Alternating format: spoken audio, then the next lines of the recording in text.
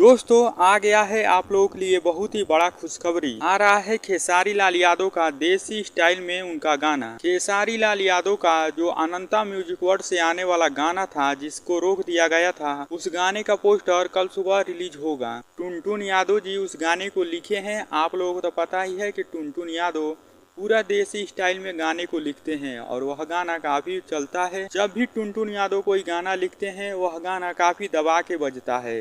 तो आप लोग तैयार हो जाइए, एक और गाने का पोस्टर सुबह रिलीज किया जाएगा और दोपहर तक आप लोगों को टीजर भी देखने को मिलने वाला है। दोस्तों मैं आप लोगों को बता दूं, यह गाना भी बोल बम का ही होने वाला है। आप लोगों को तो पता ही है कि अभी सावन का महीना है, जिसके वजह से खेसारी लाल यादव के जितने गाने आ रहे हैं सारे बोल बम के ही आ रहे हैं। तो आप लोग तैयार रहिए, देसी स्टाइल में बोल बम गाना सुनिए और इंजॉय करिए।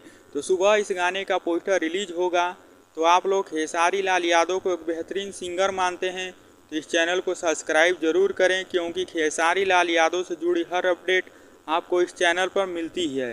तो चैनल को सब्सक्राइब जरूर करें और वीडियो को लाइक करना ना भूलें।